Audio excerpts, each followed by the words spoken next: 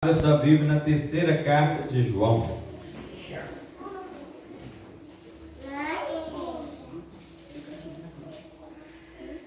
Vamos falar hoje sobre essa terceira carta de João.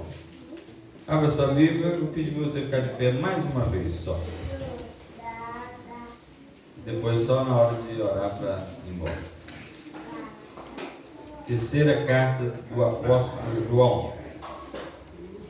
Uma carta para uma pessoa em particular. Podemos ler? O presbítero ao amado Gaio, a quem eu amo por causa da verdade.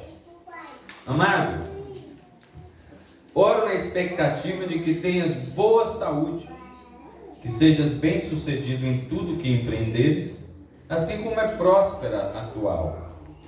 Pois senti extremo júbilo ao receber a visita de alguns irmãos que nos deram boas notícias sobre a tua fidelidade, de como segues caminhando na verdade. Ora, não tenho alegria maior do que esta, saber que meus filhos estão andando na verdade. Amado, tu és fiel no que estás realizando pelos irmãos, ainda que eles lhes sejam desconhecidos, os quais perante a igreja deram testemunho a respeito deste teu amor. Tu farás bem se os encaminhares na sua viagem de modo digno de Deus. Porquanto foi por causa do nome que saíram, sem aceitar nada dos gentios. Sendo assim, devemos acolher todos os que forem como eles, para que sejamos também cooperadores a favor da verdade.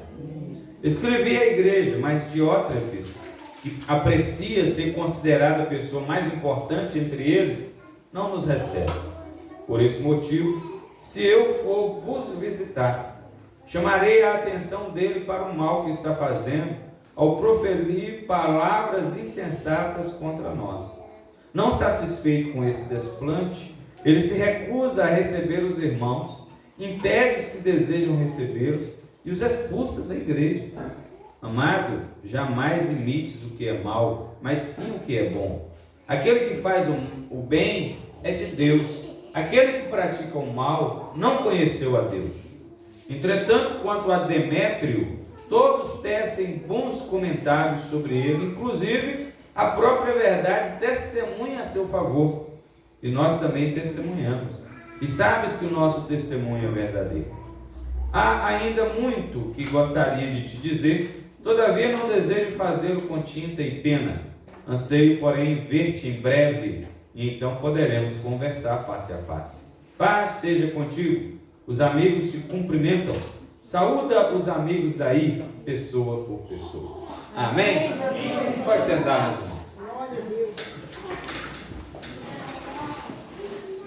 Irmãos, o título dessa mensagem hoje é: o verdadeiro amor tem como base a verdade. Bom? Então repita aí para ver se vocês ouviram. O verdadeiro amor tem como base a verdade. Muito bem. O verdadeiro amor tem como base a verdade. Estava lendo esses dias, né? Eu passei aqui, estou terminando, estou em Apocalipse. Passei por aqui esses dias, terceiro de João, falei, vou falar com a igreja alguma coisa a respeito dessa terceira carta. Achei apropriado meditar com os irmãos o valor inestimável que há na comunhão de uma igreja que vive na verdade. Que foi o que eu vi aqui.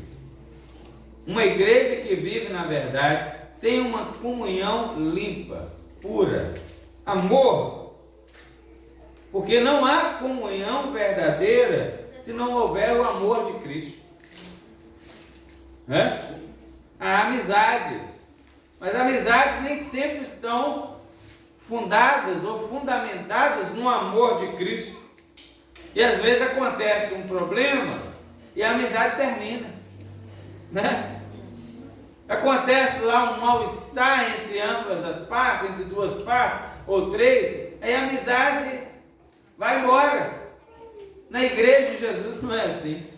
Pode acontecer alguns embates, mas a amizade não vai embora, a comunhão não vai embora, porque ela não é fundamentada numa amizade humana, Ela é fundamentada no amor de Jesus Cristo.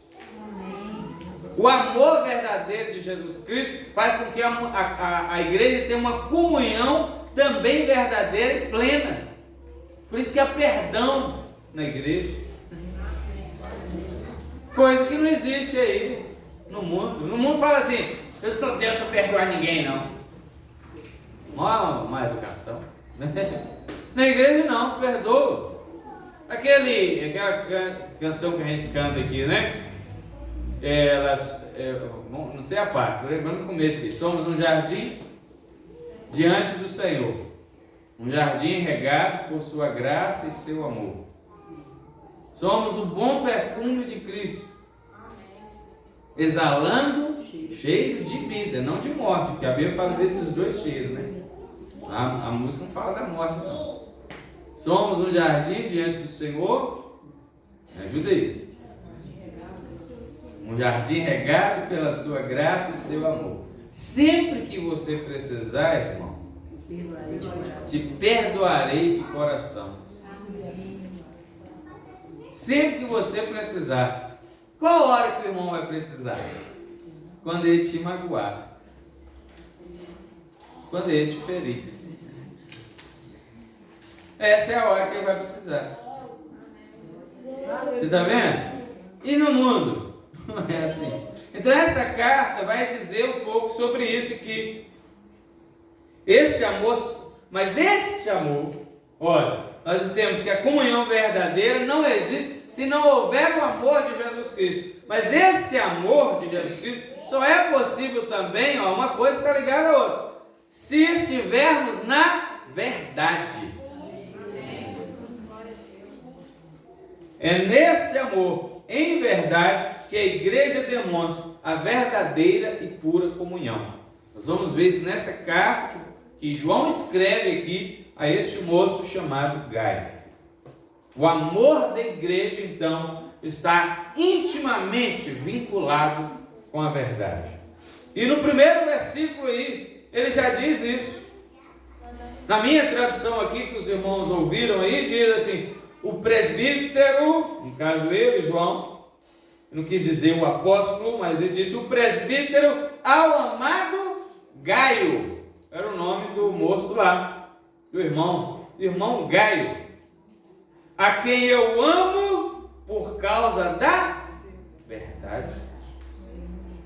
Você está vendo? João então faz essa declaração, uma declaração maravilhosa do amor de Jesus Cristo na igreja, do verdadeiro amor. Ele diz que ama Gaio por causa da verdade. Como pode existir amor verdadeiro entre pessoas que não amam a verdade? Como pode existir amor verdadeiro entre pessoas desonestas, infiéis? Não pode. Por isso que é importante a gente fazer essa colocação e frisar ela. A quem eu amo por causa da verdade. O amor sustentado na verdade, ele nos leva a fazer votos favoráveis, a torcer ao favor daquele a quem amamos, a orar por eles. Você está aqui hoje, meu irmão, porque tem uma igreja que ora por você desde aquela época. Você está aqui hoje, meu irmão, porque tem uma igreja que ora por você desde aquela época. A igreja não esqueceu, não. Então, o amor verdadeiro, fundado na verdade, e outros também que estão aqui, eu estou dizendo porque estão nos visitando, mas outros também que estão aqui, é por causa disso. Faz votos favoráveis, torce ao seu favor, ora ao seu favor. E aqui é o que acontece no verso 2, nos ensina quais sentimentos devemos ter por nossos irmãos em Cristo. Ele diz: amado, oro na expectativa de que tenhas boa saúde, que seja bem sucedido em tudo que empreenderes. Olha aí. Assim como é próspera a tua alma. Olha aí. Então ele separou aqui. Eu quero que você esteja bem de saúde física mesmo, saúde física. Seja bem sucedido naquilo que você faz, lá no seu trabalho. O que você trabalha? Eu quero que você seja bem sucedido. Eu quero que você seja próspero naquilo que você faz. Eu quero que Deus te abençoe, te dê sabedoria, inteligência, coragem, força para você e o conhecimento para você colocar em prática e você ser próspero financeiramente, materialmente, assim como já é próspera a tua alma. Então nós desejamos não apenas que a espiritualidade dos irmãos vá bem, mas desejamos saúde, desejamos finanças, desejamos o progresso na vida de todos. Aqueles que amam verdadeiramente, na verdade de Cristo Jesus, é isso que eles desejam uns aos outros. Amém, Jesus. Glória a Deus. O apóstolo não desejava isso, porque Gaio não está passando bem, falou, vamos orar porque o irmão não está passando bem. Ele não ora por isso só quando ele está passando mal, né? Não é só quando está enfermo, não. E mesmo que a gente saiba que somente a saúde física, na acepção bíblica, né, não é o principal. Prefiro que você esteja bem de saúde, né? Importante é ter saúde. O mundo prega isso. Tem um medo danado de adoecer, tem um medo danado de morrer, porque tudo é saúde. Mas um dia vai ter que morrer. Se não vai ser pela doença, vai ser pelo acidente. Então, aí, tá vendo? Mas mesmo que a gente saiba, a Bíblia não dá essa ênfase como a coisa principal. Muito mais importante é que a alma passe bem. Mas esse é o caso de Gaio. Como é próspera a tua alma, eu quero que você seja próspero também nas outras coisas. E é o que nós dizemos uns aos outros, devemos dizer uns aos outros, como a sua alma é próspera, como a sua espiritualidade está em alta com Deus, como você está bem na sua vida com Deus, na sua santidade, eu quero que você também esteja bem de saúde. Eu oro para que você esteja bem nas finanças, eu oro para que você seja abençoado nos seus planos e nos seus projetos. Fale rapidinho com o seu vizinho. Desejo boa saúde, desejo que seus planos sejam realizados, assim como é próspera a tua alma.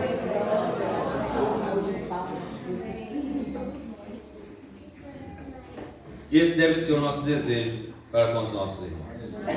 Por isso, a gente ora uns pelos outros aqui, pelos enfermos, pelos sãos.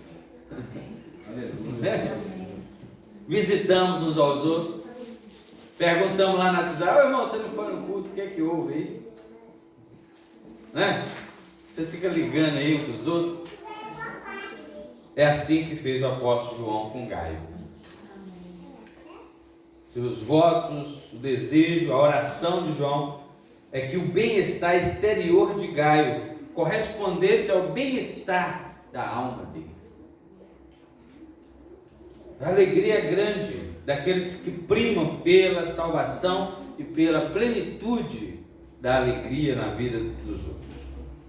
Porque o verso 4, tanto o 3 e o 4, vai dizer dessa alegria. A minha versão diz assim, pois senti extremo júbilo. Como é que diz na sua aí? Leia o 3 e 4, por favor.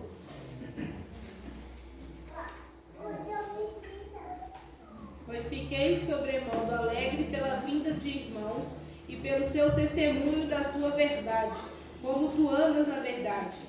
Não tenho maior alegria do que estar e há de ouvir que os meus filhos amam na verdade. Amém.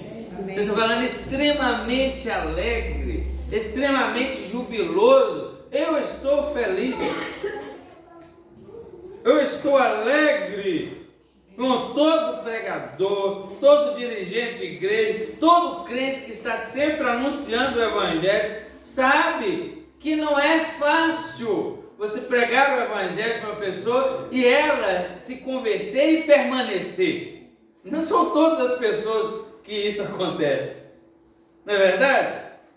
Permanecer ali firmado na verdade que ela ouviu aquela primeira vez e ficar ali. Não é algo óbvio que isso aconteça com todos durante a vida dela. Por isso é uma alegria ser igual essa frase do apóstolo ao dizer que tem júbilo, que está se jubilando quando ele fica sabendo dos filhos na fé que estão andando na verdade até hoje.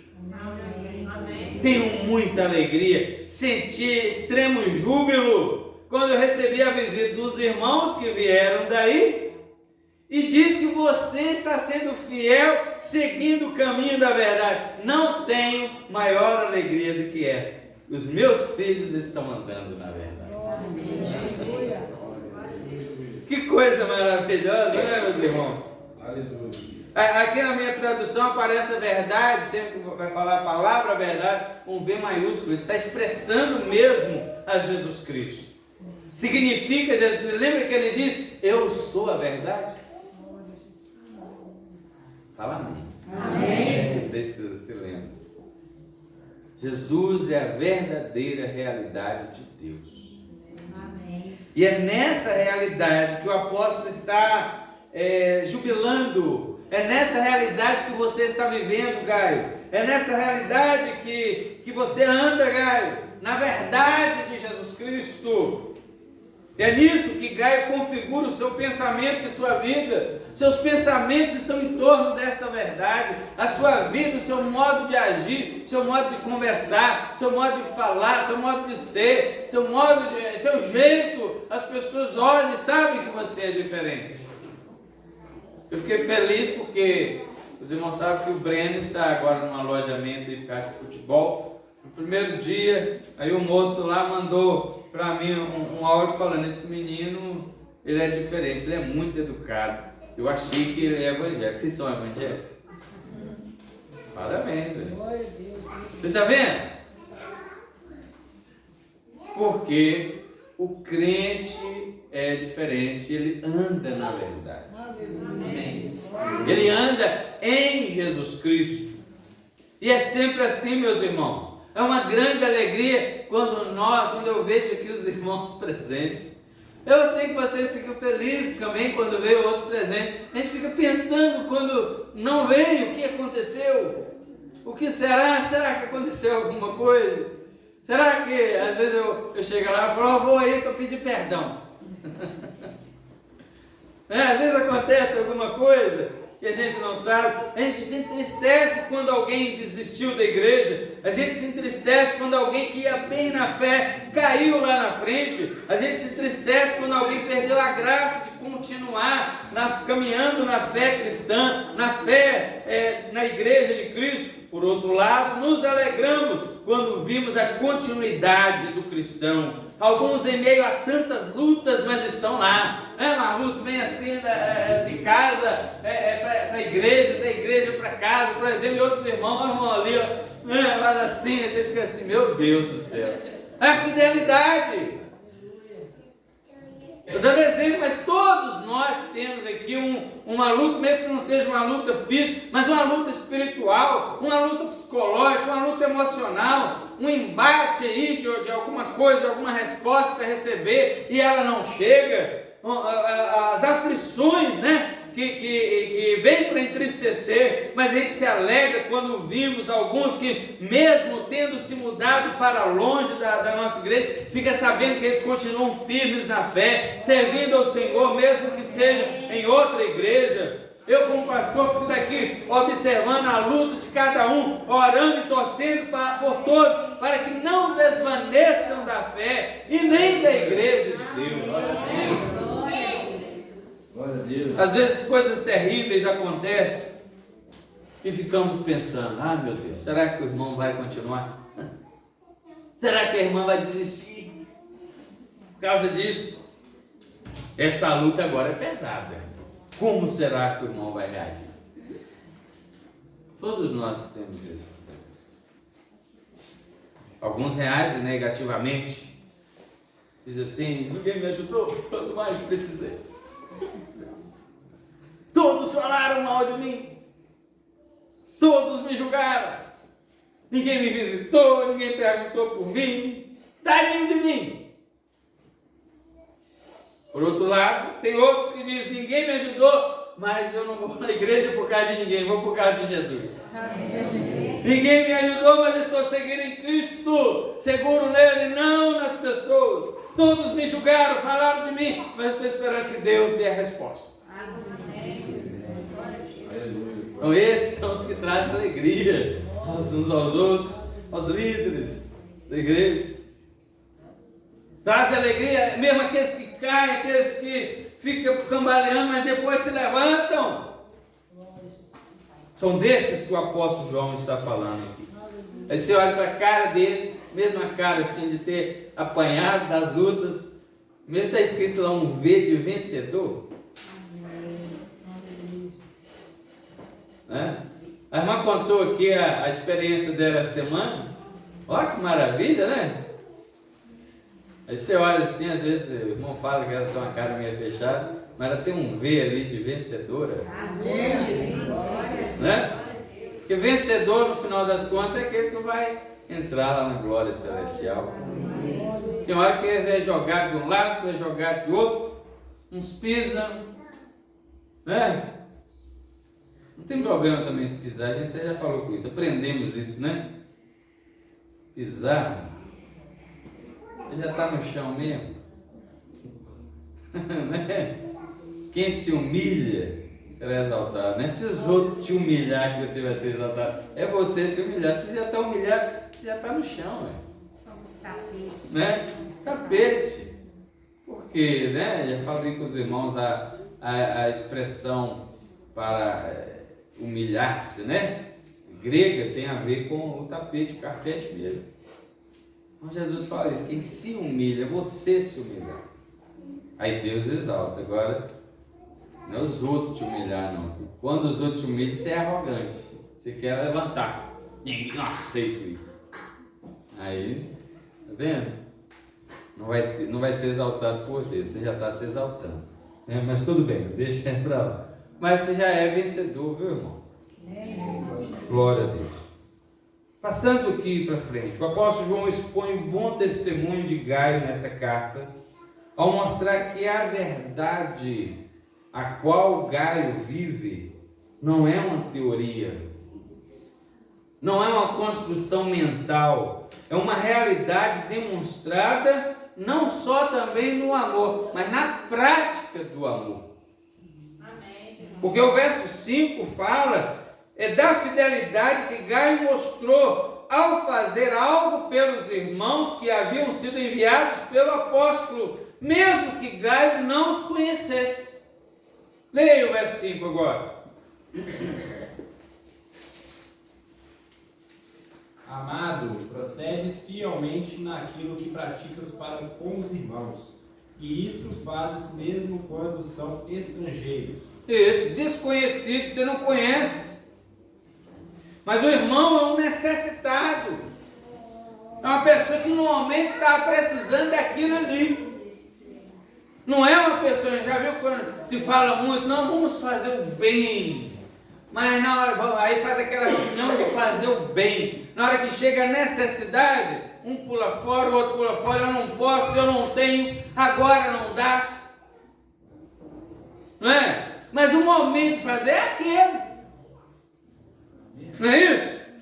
Eu aprendi com um irmão aqui que ele diz o seguinte: pastor, se eu não te atender na hora que você precisa, eu vou servir para quê? Você está precisando é agora. Outra hora você não vai precisar e eu não te servir. É uma coisa que a gente precisa aprender. Não é?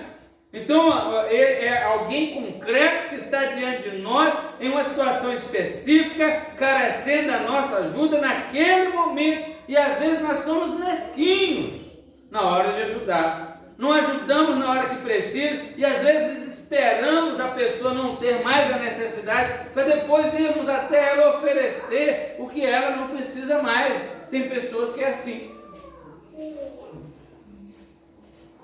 E foi o que Gaio não fez. Gaio agiu com fidelidade, é o que está dizendo aqui. Realizou o que aqueles irmãos precisavam. Alguns irmãos missionários chegaram lá na igreja onde Gaio congregava, necessitando de acolhida e auxílio, porque eram os irmãos itinerantes, missionários, e que dependiam disso. Então nós temos aqui no verso 9 um tal de Diótrefes. Olha que nome, hein? Não recebeu esses irmãos, não acolheu esses irmãos e fez o que mais?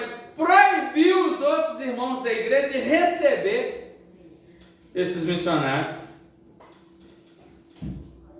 de acolher os missionários. Mas Gaio, contrariando Diótrefes, mas obedecendo a Deus, acolheu os irmãos, sustentou os irmãos o tempo que eles ficaram ali naquela região. Está vendo? Alguns estudiosos até pensam que Diótrefes era o pastor daquela igreja. Outros acham que ele não era o pastor, mas ele era um líder influente e que ansiava ser pastor, porque ele era meio cheio de si mesmo. Verso 9 aí diz isso, né? Leia aí o 9. Tenho escrito à igreja, mas Diótrefes, que procura ter entre eles o premiado, não os recebe. Quer ter entre eles a primazia. O primado, a primazia, quer ser o melhor, quer estar na frente. Então ele deveria ser mais ou menos um líder. E ele queria ser o pastor. De qualquer forma, o irmão Gaio agiu como santos amorosos e que andam na verdade agem. Sustentou a comitiva missionária enquanto ela estava lá. Esses irmãos ficaram maravilhados com Gaio, irmão. E o verso 6 diz: os quais perante a igreja deram testemunho a respeito do teu amor. A gente vai falar sobre isso, mas preste atenção. Talvez a gente pense que uma das preocupações de Diótrefes fosse por causa dos aproveitadores que já existiam naquela época. E eles usurpavam os recursos das pessoas e das igrejas por onde passavam. Aproveitadores sempre teve, não é de hoje. Enganadores sempre teve, com o objetivo de arrancar, né, dos simples, dos recursos financeiros. Mas então existiam já pessoas falsas, falsos mestres, que tentavam lucrar em suas viagens e palestras, se gabando de ensinar coisas grandiosas às pessoas. Desde aquele tempo, havia muitos pregadores itinerantes que faziam propaganda de cultos religiosos, de visões de mundo, de modos de vida. E entre eles havia pessoas bastante duvidosas que gostavam de ser remuneradas por seus ouvintes, ganhando assim confortavelmente o seu sustento. E existe até hoje, mas não é de agora isso. Mas não era essa a preocupação de Diótrefes. Alguns poderiam até pensar que era isso. O apóstolo aí no verso 9 mesmo diz que escreveu a igreja. E a gente entende que escreveu a igreja, que enviaria os irmãos. Então não havia razão para que Diótrefes não recebesse e impedisse o pessoal da igreja de receber esses missionários. Você está vendo aí? Então, meus irmãos, mesmo que muitos não ajudem, nós temos discernimento para sabermos se a pessoa é enviada de Deus ou não, né? Então podemos ajudar.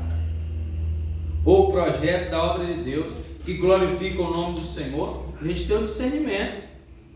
Quando você está cooperando, semeando, contribuindo financeiramente na obra de Deus, você sabe se é a obra de Deus ou não, né? E aí nós precisamos nos comprometer sim a ajudar. E como já disse, os irmãos ficaram maravilhados com Gaio, ao ponto de numa assembleia da igreja, aí segundo o verso 6 que eu acabei de ler, eles darem testemunho do amor de Gaio.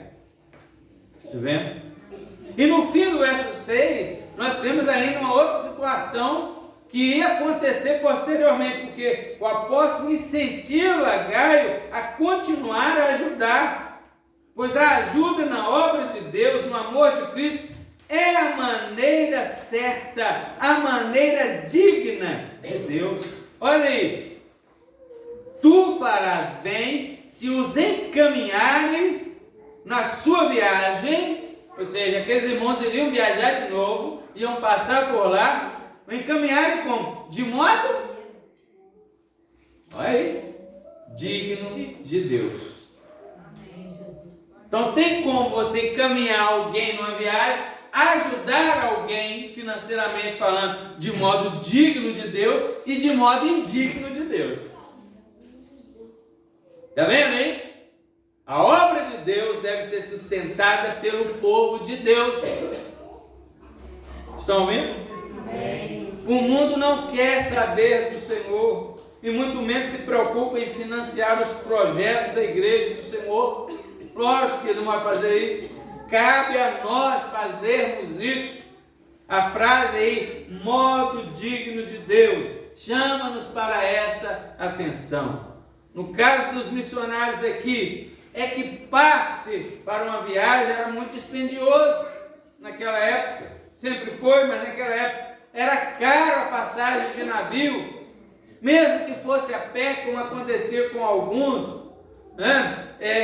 Caminhadas longas que duravam mais de um dia, vários dias até, era necessário dinheiro para hospedagem e alimentação, e o apóstolo João pede que Gaio equipe os irmãos, ajude os irmãos, não de maneira precária e minguada, mas de um modo digno de Deus. Amém. Glória a Deus. Parece que seria indigno diante de Deus dar aos irmãos somente o necessário, pelo que ele disse aqui. Digno de Deus significa equipar os irmãos de forma generosa. Fico feliz, vou falar de nós aqui agora, da igreja, dos irmãos que estão aqui contribuindo para ajudar a causa da igreja em Moçambique. Alguns irmãos, de maneira particular, trazem um valor para eles lá. Outros estão ajudando quando compram ali na cantina, né? Outros não comem na cantina, mas vão lá e compram assim mesmo, sem comer, só para ajudar. Irmãos, isso é a maneira digna de Deus. Amém. Isso é a maneira de contribuir digna de Deus. Outros preocupados no sustento da igreja, para manter a igreja, para manter a mim como pastor, já que eu não tenho outra fonte de sustento. Isso agrada a Deus, pois isso é contribuir de modo digno de Deus. Amém. E não somente isso, enquanto temos o discernimento de quem são os aproveitadores, e a esses não devemos sustentar, o apóstolo João diz que o contrário deve acontecer. Quando você sabe que aqueles que foram enviados por Deus pregam a palavra de Deus, vocês devem fazer isso de modo digno de Deus. Olha o fim do verso 8, para que sejamos também cooperadores a favor da verdade. Sustentar a sua igreja, sustentar os homens de Deus, sustentar a obra de Deus, você está cooperando a favor da verdade. Acabou de dizer o apóstolo. É dever da igreja conceder aos verdadeiros mensageiros de Jesus todo o apoio necessário. Está vendo como as nossas ofertas e os nossos dízimos, as nossas ajudas não são vãs? Estamos cooperando pela verdade. Amém. Glória a Deus. A última coisa aqui, quero chamar a atenção agora para a continuidade da prática do bem. Porque o apóstolo exorta Gaio aí agora no verso 11, para fazer o quê? Primeira frase do verso 11. Mas não imite o que é mau, senão o que é bom. Está vendo? Não imite o que é mal, e sim o que é bom. Irmão, meus irmãos, não é fácil continuar praticando o bem enquanto todo mundo está fazendo o contrário.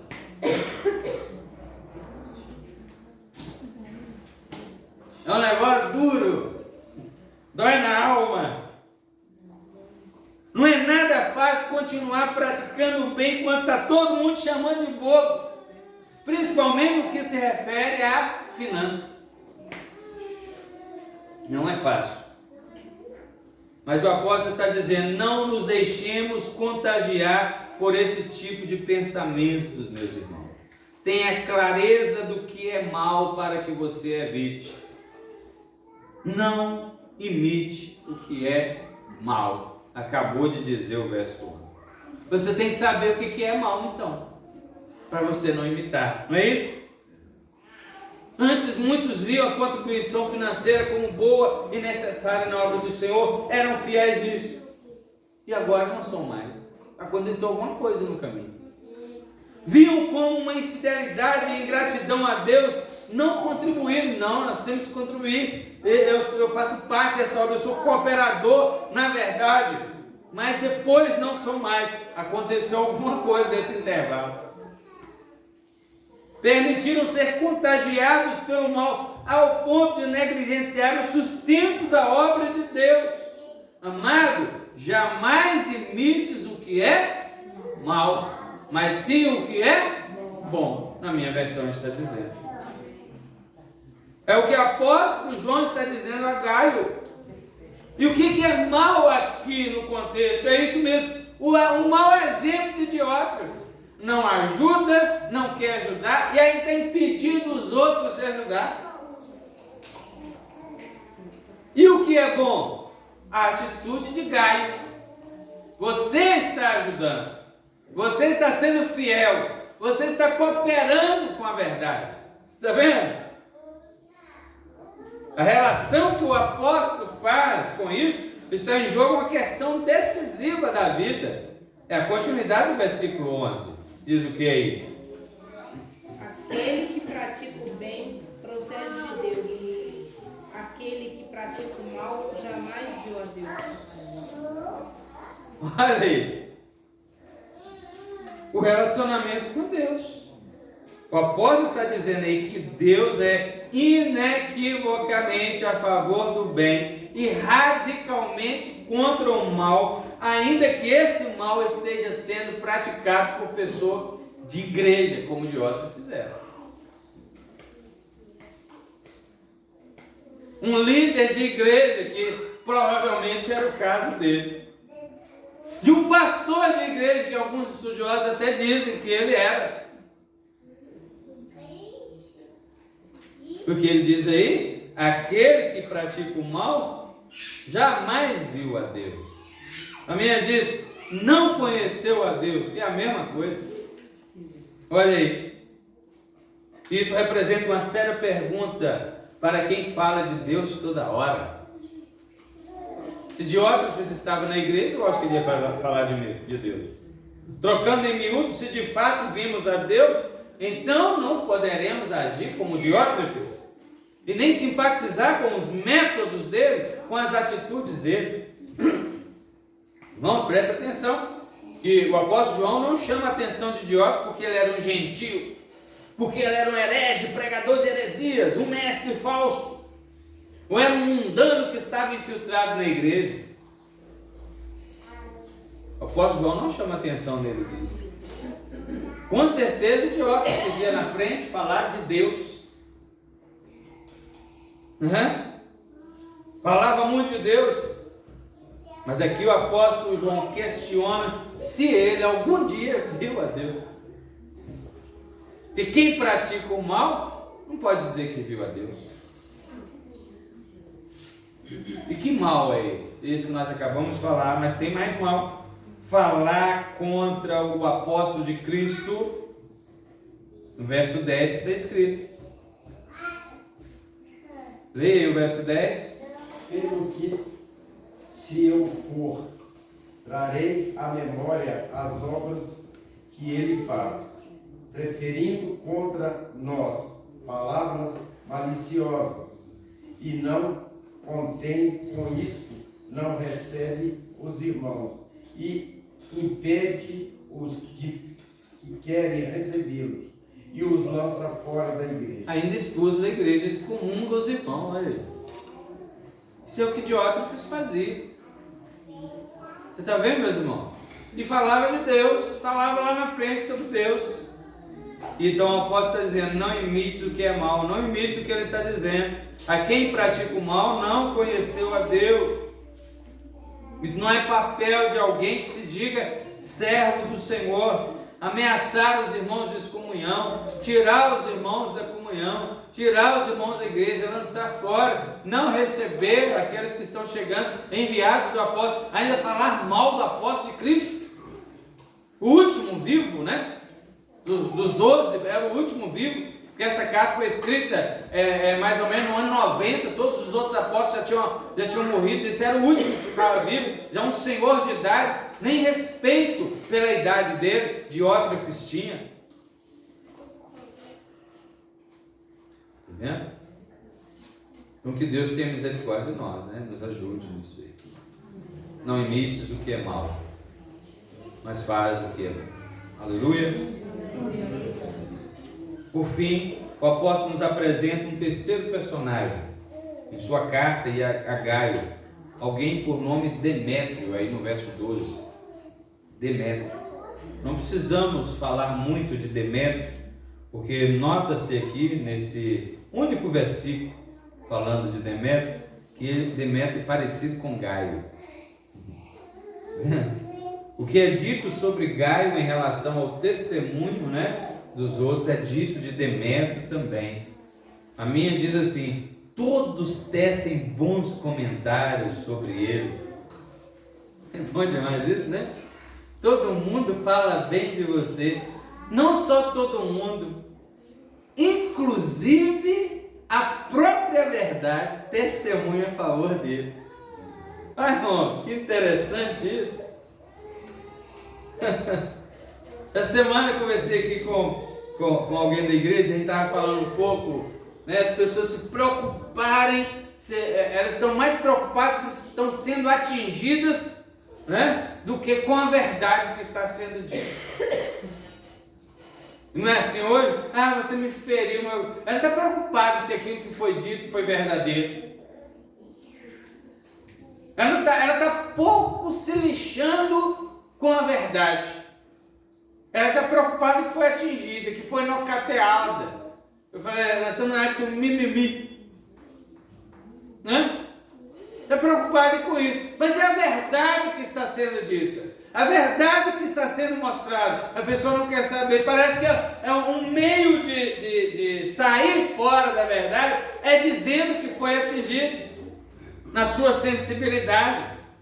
Então a verdade é que elas evitam ouvir a verdade, com receio de ser atingidas pela verdade, e culpam o outro por ter agido de forma que elas não se agradaram. Mas preste atenção, não é a verdade que fala, tudo bem, pode ter sido grosso, não precisa ser grosso, né, irmão?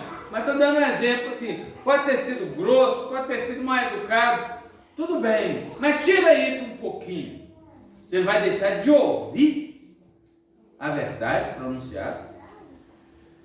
E se essa for a única verdade que você vai ouvir?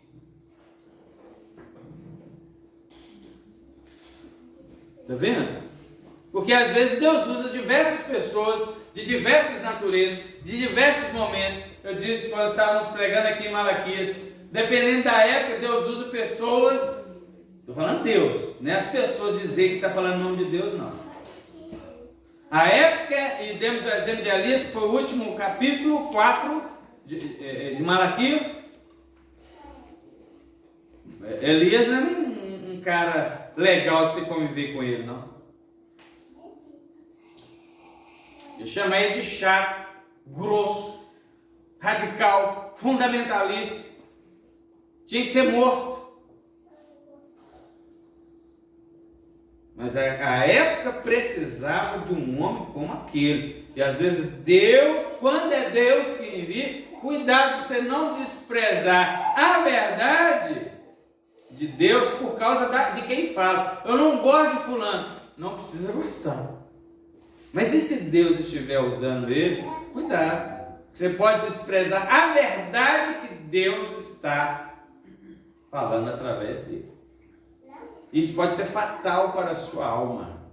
Pessoas já foram para a eternidade porque não deram ouvidos à verdade por causa dessas outras pessoas, mas foi a pessoa que Deus enviou. Né? A verdade está sendo desprezada na atual geração, e só porque os outros têm atitudes que nos desagradam. Aí nós desprezamos as verdades que a pessoa está falando por causa da pessoa em si. Irmãos, a igreja, em toda a sua história, preste atenção nisso, foi conhecida, é conhecida pela verdade que carrega. Alguns estão aí agora e crescendo, é pelo amor. Não é não. Não, é pela verdade. Não é que a igreja não tem amor? Não, tem que ter. Olha João 13:35. Queria que você lesse. Vai falar do amor. Mas eu quero observar com os irmãos uma coisa. Eu não olhei outros versículos, não, vou falar só desse hoje. Depois eu quero estudar isso e falar para os irmãos. Mas olha esse versículo de João 13:35. Com isso, todos saberão que vocês são meus discípulos, se vocês se amarem uns aos outros. Está falando de amor aí? Tá, ué. Mas está falando de amar o mundo ou amar uns aos outros? Da comunhão dos santos. Você está vendo? Ah, mas não deve amar o mundo. Não é isso que está dizendo, não. Claro, deve amar todo mundo. Mas Jesus está falando que o mundo vai conhecer que nós somos discípulos de Jesus se amarmos uns aos outros, da comunhão cristã. É isso que o versículo está dizendo. Como diz, claro, não significa que não devamos amar os de fora, mas não é isso que Jesus está dizendo nesse versículo aí. O amor, sabe por quê? O amor sem a verdade é uma falácia. Tanto é que esse mundo está falando tanto de amor, inclusive está falando tanto de amor de Deus, que o amor, do ponto de vista dele, está sendo vilipendiado, dilacerado, não é? Descaracterizado. A verdade, ninguém pode fazer isso. Quem pode mascarar a verdade? Ela deixa de ser verdade e torna uma mentira. A verdade é clara, límpida, cristalina. Qualquer sujeirinha nela não é mais a verdade. Vocês estão entendendo, meus queridos? Então, por isso, a igreja, perante o mundo, ela tem que ser verdade, apresentar como verdadeira, testemunhar a verdade, andar na verdade. E quando você testemunha a verdade e anda na verdade o que você está testemunhando é Jesus, a verdade, com D maiúsculo.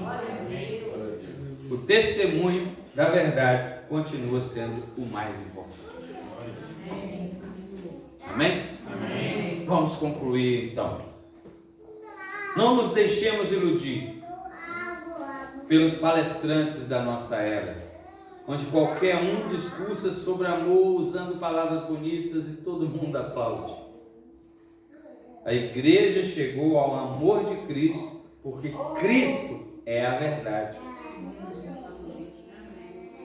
A igreja vive em amor uns com os outros também por causa da mesma razão, a verdade.